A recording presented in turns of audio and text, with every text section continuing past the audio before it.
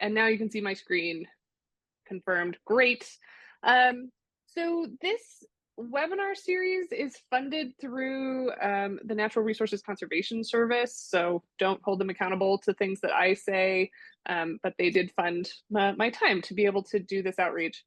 The goal that I had in mind was how to bring University of New Mexico students who are not in the traditional land grant school, how to connect them with their food system a little bit better. So I have been working with both students and producers in my professional life for the last, well, producers more in the last 5 years, students for over 15 years. And I really think that there's so much we can all learn together. So hopefully over the next 4 weeks, you'll get to hear from how different people in different disciplines are approaching some similar questions, and build that out and strengthen all of us as a result.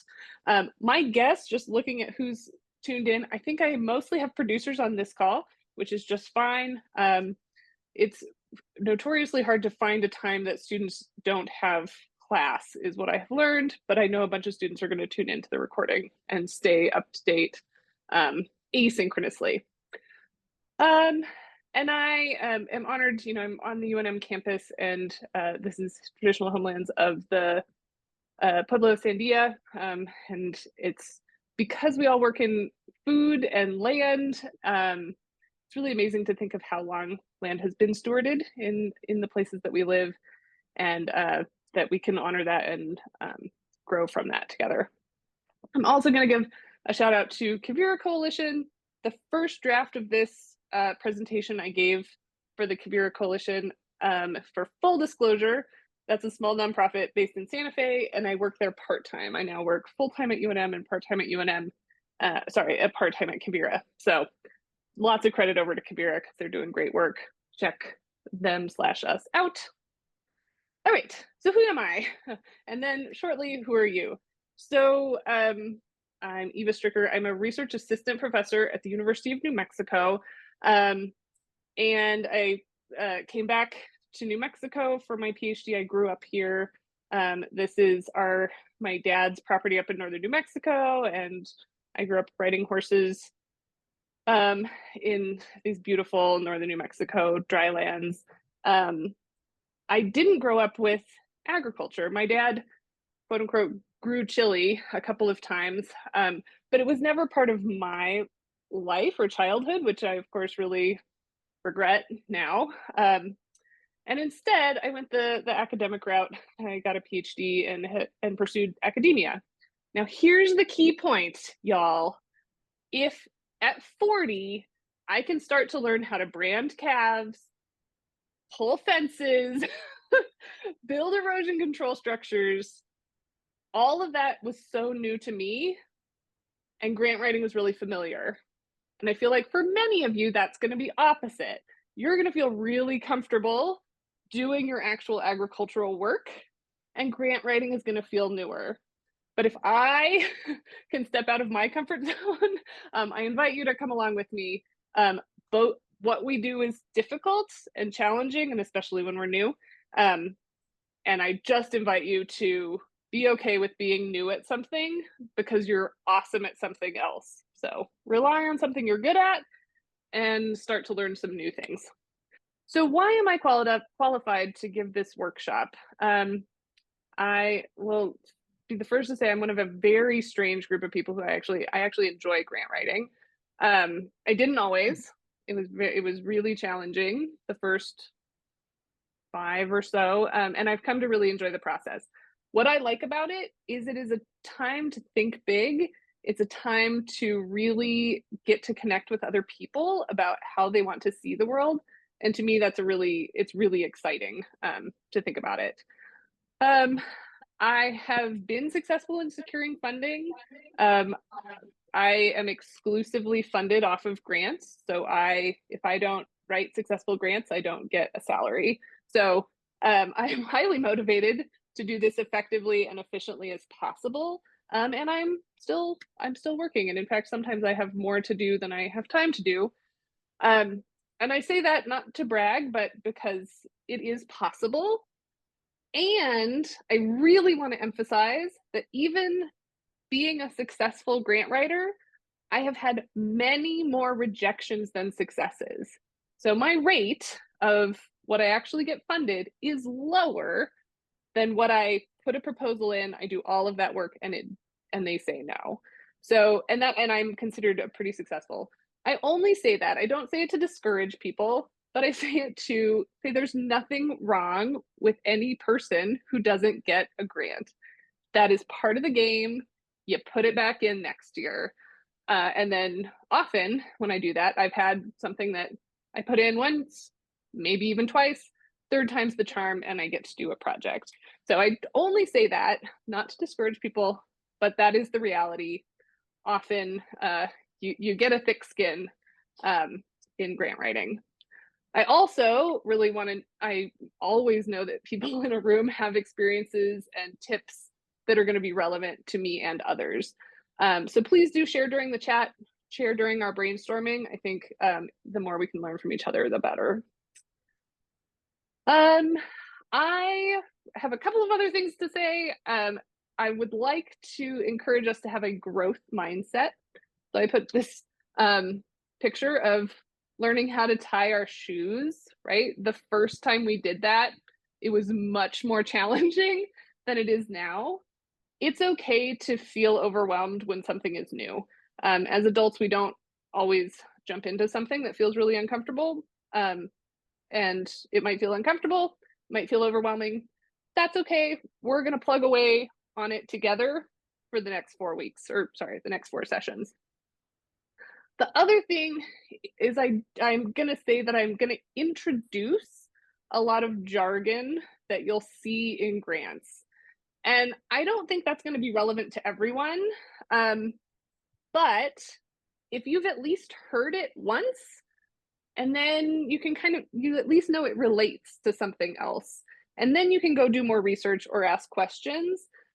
But I don't expect people to understand all of the words or know that they're all relevant. They won't all be relevant to everyone. But I do want to introduce some of these concepts. I'm also assuming, it sounds like we have people who've been successful in putting grants in, some people who are newer to it. I'm going to start from pretty basic levels just to see sort of the framework and how these things fit together. All right, my last disclaimer is when in doubt, ask the funder, right? If I say something that doesn't match up with what they say, definitely do it their way. Don't follow me if it doesn't make sense for the call that you're trying to do. And over the next 4 weeks, you will notice that the way that I prepare a proposal is not the final order that you put it in to the funder. That is a way that I have developed for me that optimizes my efficiency. And it may not work for you, and that's okay. But hopefully I'm giving you a framework and some ideas of how to approach this giant task, which is putting in a grant proposal, and break it down into some steps. All right, so by the end of today, I have 3 goals for you all. Be able to discuss some of the differences between different types of funders. We've already heard people who are talking about things like EQIP, who are talking about things like Healthy Soil Grant, and then the Stream Commission funding, which I didn't even know about, so I am going to need to look into that. Hopefully use some of those parameters to identify a source of funding that may match your idea and needs. I'm already going to say perimeter fencing, to my knowledge, is a little bit tricky to get funding for example, but it's worth looking. It's always worth looking.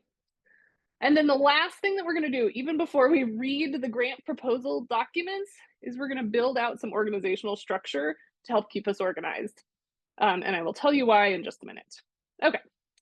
But before we do any of this, throughout this talk, I'm going to have tips sprinkled throughout, which is things I've learned after doing this for a long time. So you all have already done my first tip, which is identify someone who will brainstorm with you, read what you wrote, sort of reality check your ideas, right? That is a great thing to do. It's a really good way of starting to think about the grant, think about the project, build up the logic for what you're trying to convey to the reviewers. So having someone else involved is great, and you're all already doing that. Great. This can be a little bit more vulnerable, but I think it's a really valuable tool. Ask your friends or colleagues to share some of their grant proposals with you. They can redact the budget, that's fine. Because what I'm going to ask you to look for when you're reading these is not the project itself. What I'm going to ask you to think about is actually, how did they put the grant proposal together? Did the order that they presented their project make sense to you? Did the budget, if they share their budget, did the dollar amount of the budget match what they said they would do? Are there any other things about how they put it together that really makes it stand out to you, or were a little bit more challenging to follow? Any of that kind of information can be really helpful as you go on to do your own proposal. And then luckily, we're also all doing this right now, build a relationship with the funder. So one example is attend the webinars rather than watch the recordings. No judgment if you're watching the recording. That is fine. I am not a funder. But if you can't, email them with questions. And then if it's scary, but you can even give them feedback at the end of putting in the proposal. If you're like, man, it was really confusing, the order of these questions. I think for future, it would be great if you could switch this order. They are people too, and they want to improve their methodologies, and they're often really receptive to that. And the last tip is and I think one of the most bang for your buck ways to get used to grant writing is to volunteer to be a reviewer for someone else's grant that you're not applying for. It can really help you understand what they're looking for and what sort of sets some apart, and then put others below the bar for funding. So it can really help you understand that back end part of the process. And I acknowledge all of this is more work, right? Everyone's busy, everyone's feeding or harvesting or anything else like that.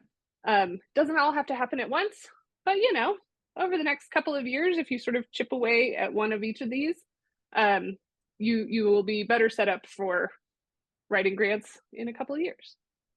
Okay, different types of funders.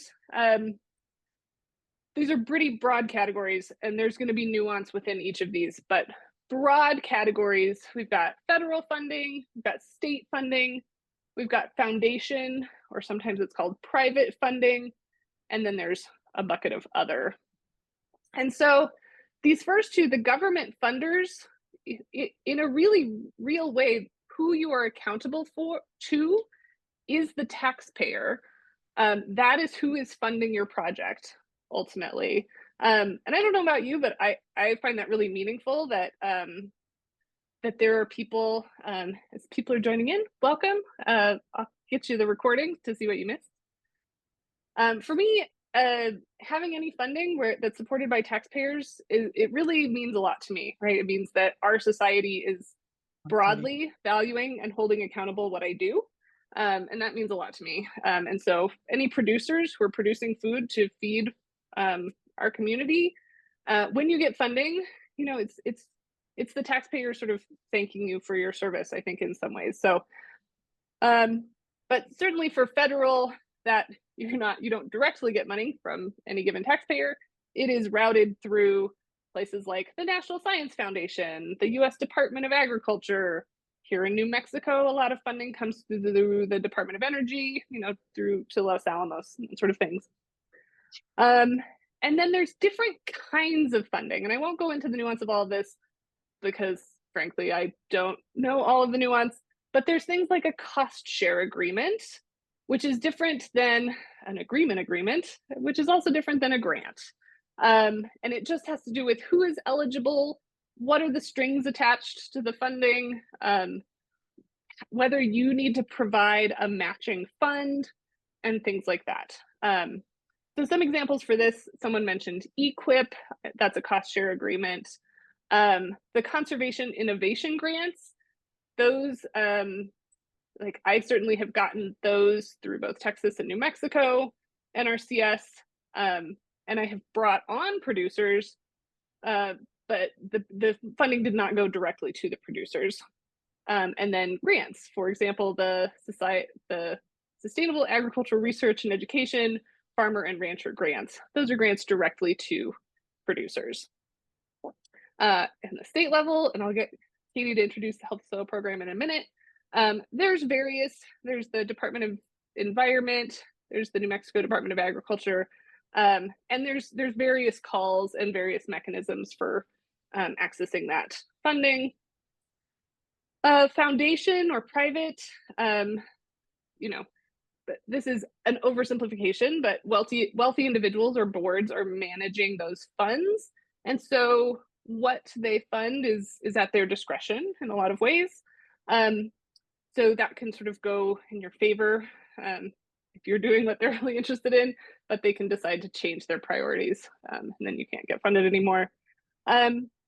Whoops, I totally misspelled Thornburg. But the example that I have seen are active in agriculture in New Mexico are the Turner Foundation, the Thornburg Foundation, and then Lohr Foundation is active in water. Those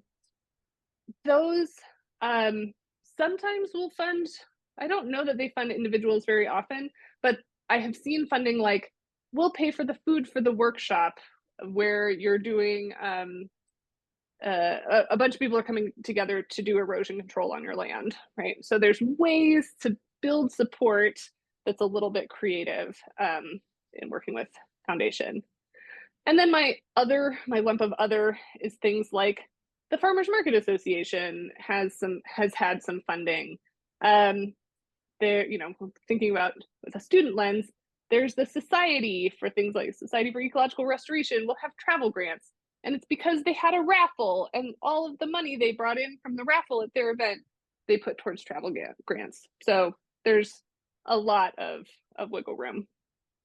So that's funders.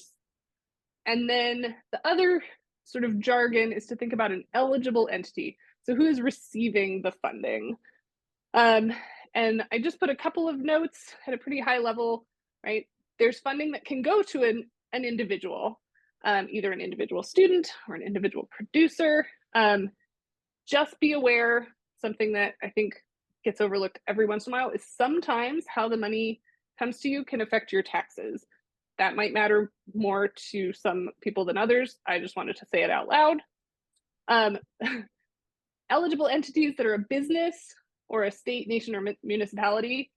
I don't really know anything about this. I will point you to someone who does, in case that is of interest. But it has to do with who can administer the funding, how you're reporting back. An eligible entity like a nonprofit can get a grant and then sort of be a pass-through to funnel that money out to producers. So for example, Kavira will get a grant and then we will pay host fees to ranches to host a workshop, for example. And so the nonprofit is the one directly administering the grant with the funder, and then the producer is sort of getting a sub award from that grant. Depending on the nonprofit, many of them will need to take a cut to pay themselves, right? To pay for the accounting, to pay for the time for the person administering the grant. That is called overhead. Nonprofits tend to take a fairly low overhead amount compared to, say, an educational institution like the University of New Mexico. University of New Mexico takes almost half of any dollar amount that I bring in, unless I negotiate differently. And that's to keep the lights on and keep the library stocked with books and to run the autoclave and all of this stuff. And all of the people that are supporting me in administering the grant. But it's just worth knowing some of the benefits and costs. It's really nice to have help actually doing the grant, but that costs money that will potentially take away from the project funding. Over the next 4 sessions, we're gonna run through this 12-step that I used. It was just incidentally a 12-step, although there's something that feels very true about that. And so for this first session, we're just going to tackle these first 3 bullet points. You will notice we are not writing the grant until step 8 in how I think about grants. And so we won't even start thinking about writing in this session for 2 more sessions, actually. But we're going to talk about having an idea, finding a funding source, and setting up your workflow. All right. So sounds like everybody has endless projects that they could do.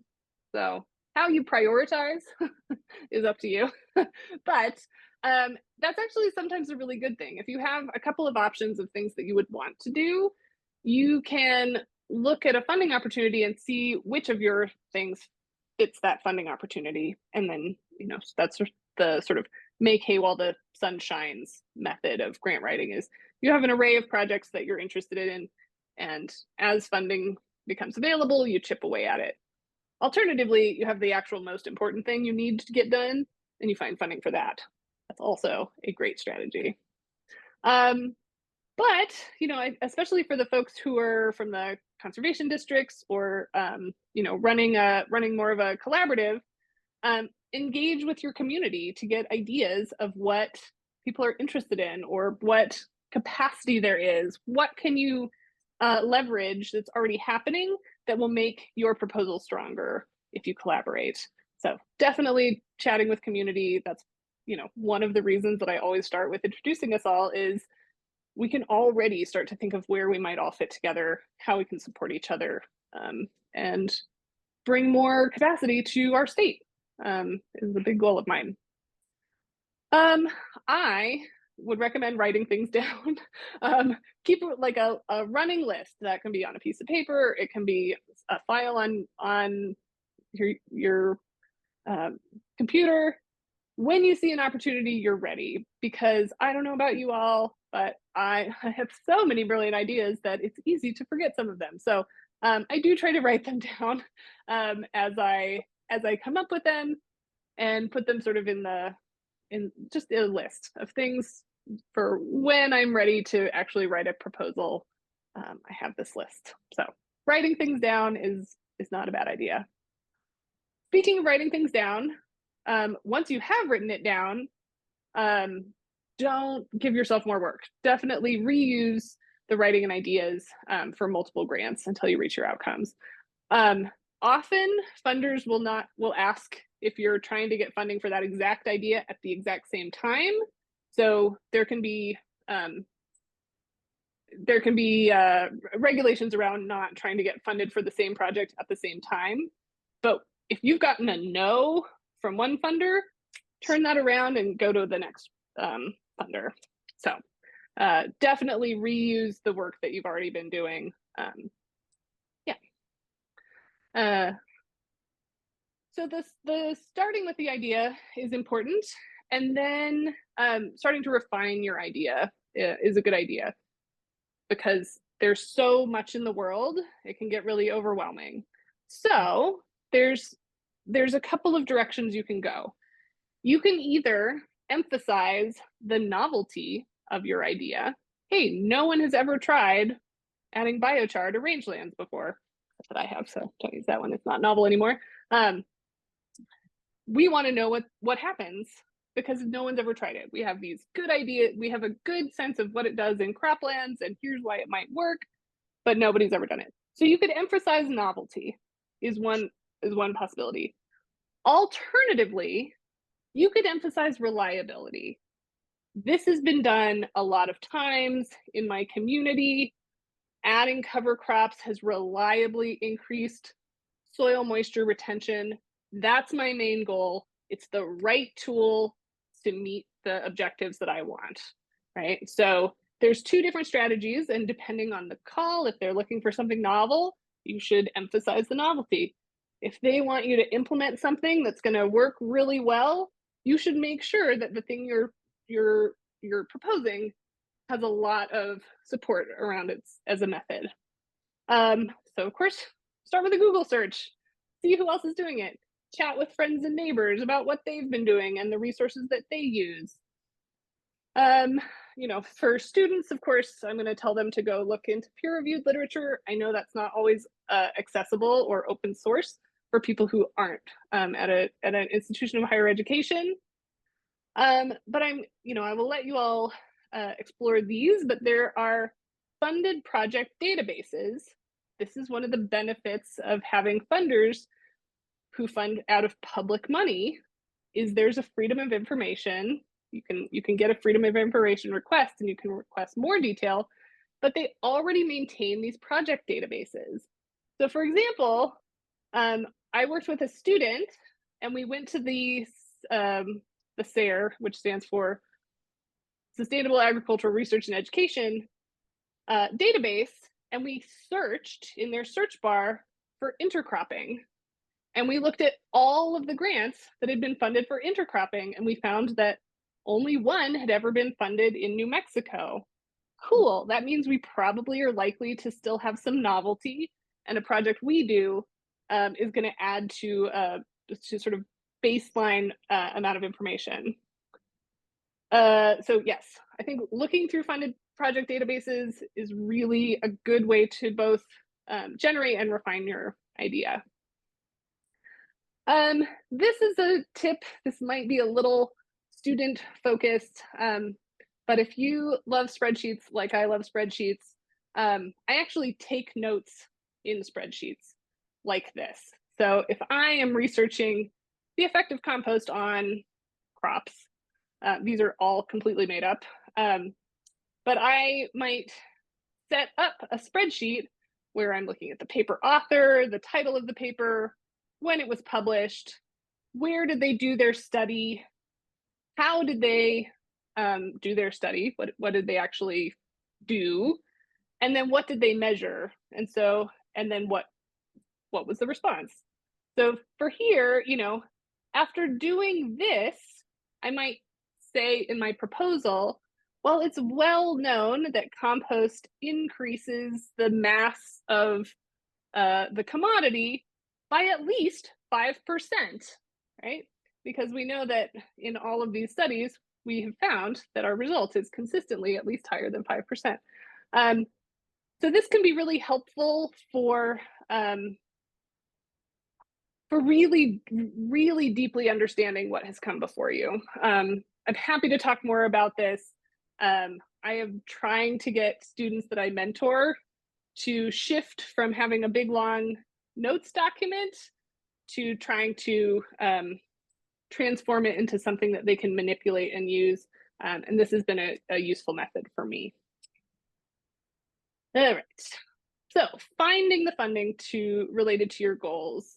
It sounds like all of you have some ideas of the kinds of funders that you might target. There's probably more funding available than any of us are actually going after. So I have signed up for dozens of listservs. I don't read the newsletters religiously, but I do skim them because often that is a place where people will mention funding. So keeping up with things from, you know, Western Landowners Alliance, the Farmers Market Association, sometimes they will just remind people that there is funding coming out. This is on the if you want to get really organized, and I do this for some of my work. Many agencies will have regular times that they will release their call for proposals and have their deadlines. And so if I just put that in my calendar, and I'll just literally put it in my calendar, and it'll say, go look up the request for proposals for Stranahan Foundation, then that week I know to put on my to-do list to go see if that call has been released yet. And then I'm ready to start working on it from the moment that they release the funding. So that can be pretty helpful to just have a list. If you saw my email, Kavira actually already started that list. It's not detailed by the deadline, but for things that you're interested in, I definitely recommend giving yourself as much notice as possible. Even a whole year out can help you have time to actually get the grant writing done.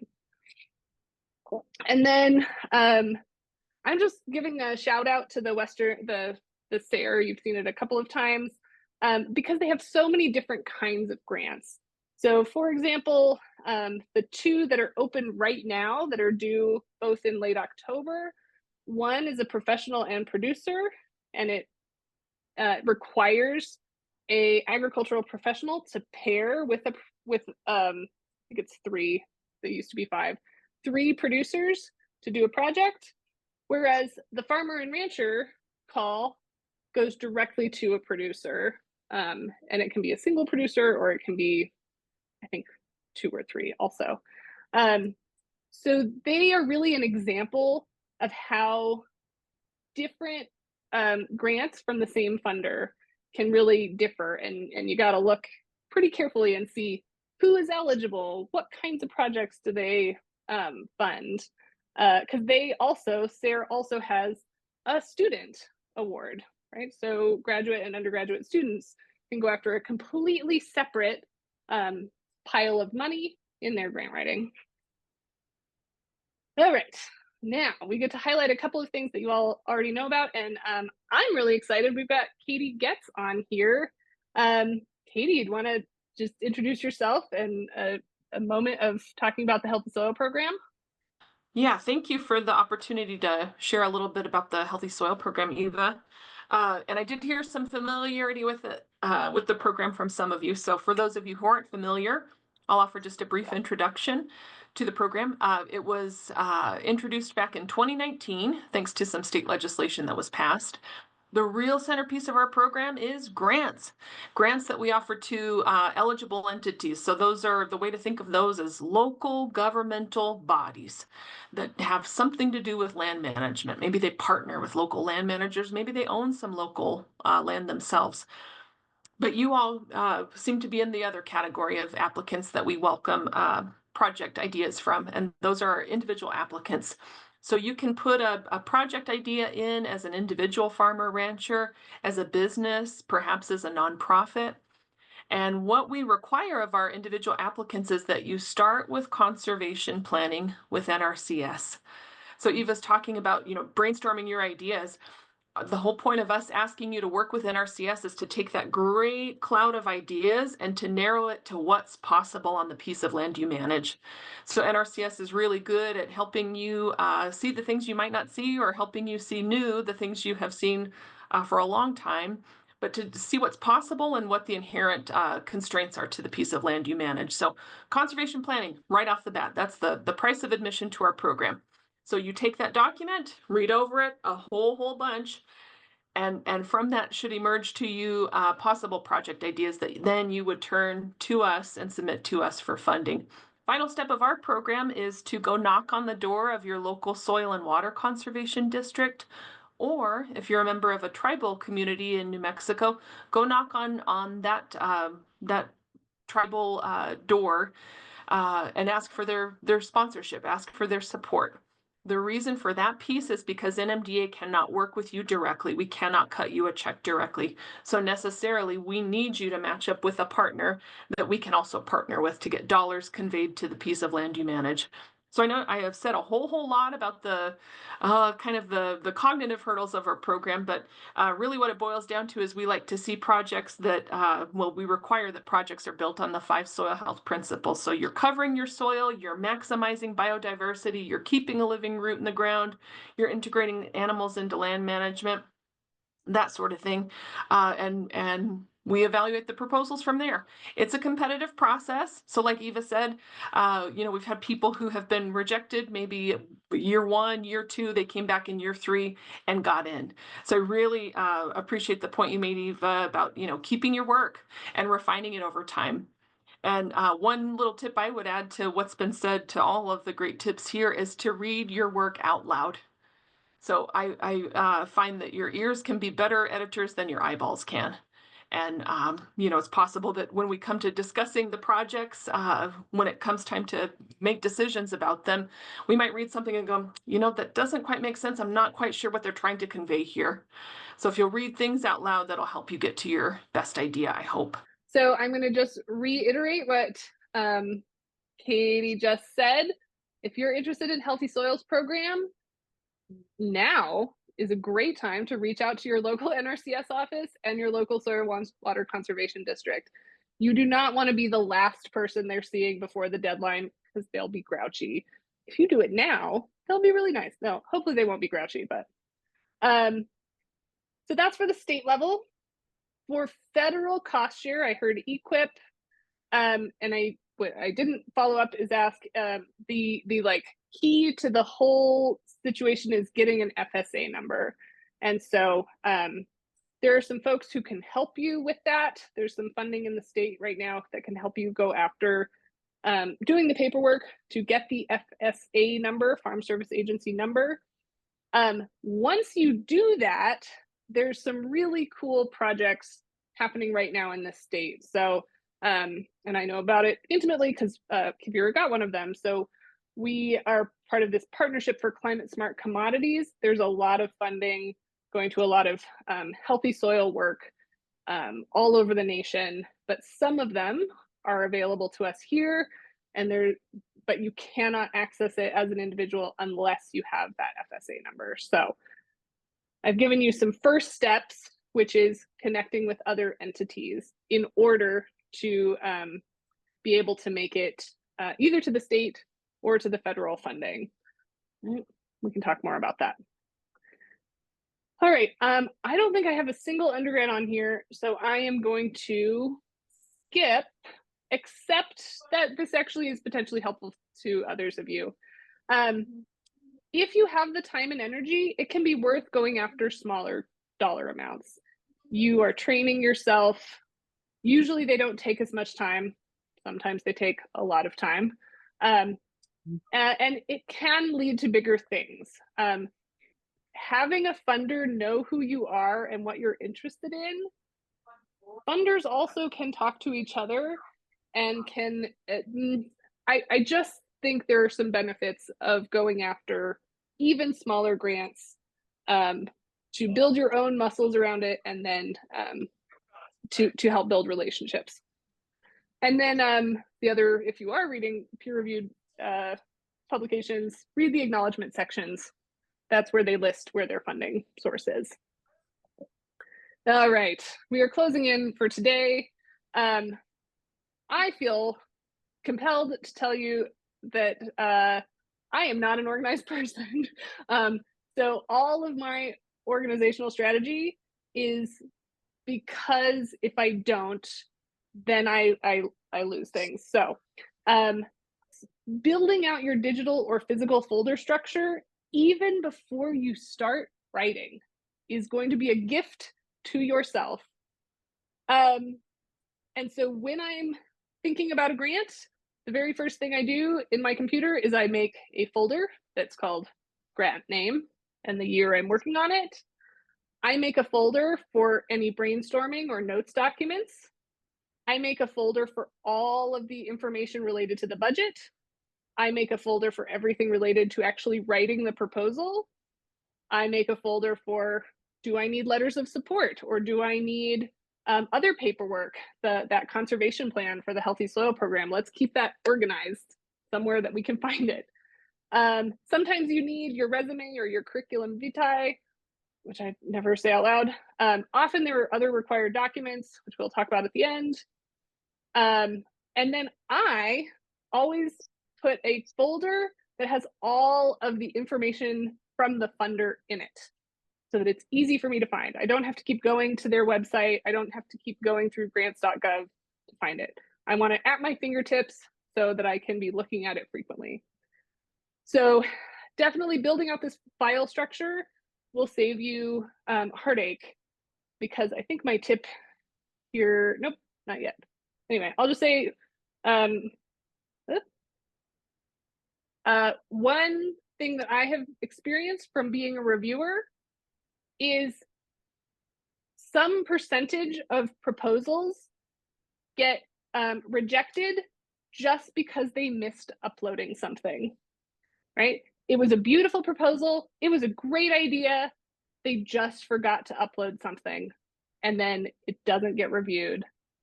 So that is why staying organized and staying right at the very beginning can be really helpful. So this is the folder structure that I use. Refine it, use it differently for yourselves as it makes sense. Use a naming convention for your files and documents. You may believe that you will remember which which of your drafts is the final last version, but it makes it harder.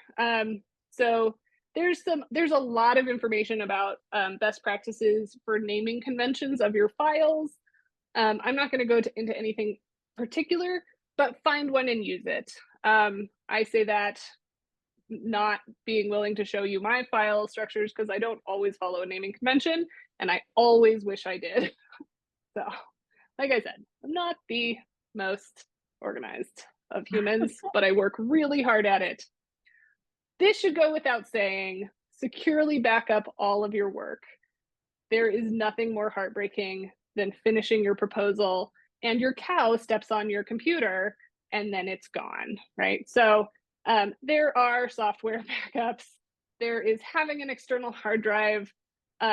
Literally, I will, like, if I'm taking notes on a piece of paper, I will just snap a photo with my phone before I step away from my work, because then if this gets, I don't know, if something happens, I at least have a backup. Email things to yourself, whatever you can do so that the one copy you have doesn't get stepped on. You will be thanking yourself. I have to tell this to undergrads all the time because I think they get used to things auto backing up, and I'm like, back in the old days, we had to actually pay attention to what we were doing. So it's a reminder to all of us, securely back up your work. The last thing, yes, the last slide, and then we can actually talk to each other. Once you've picked what you're going to go after, which your funding call is, I make, before I even read many details, I make a list of what I need to do to prepare the proposal. So this is an example of one I just built out. There are a lot of aspects of the project narrative. They needed all these different components. They all had different page limits and everything like that. They also needed an area map. They needed these 3 different plans. And so my first step was to read through everything that I needed to submit. And I made, when do I want to have this done by? What's my internal deadline? And if it's just me, the person responsible is me. But if I'm working with some other people, then making sure that we're really clear of who is supposed to do this part and by when. So who and by when of all of these different components of the proposal can help. And then you can give yourself a very rewarding checkbox for, did you finish it? And then if you wanted to be very fancy, you could even link to the file in this same structure. You could also give yourself notes.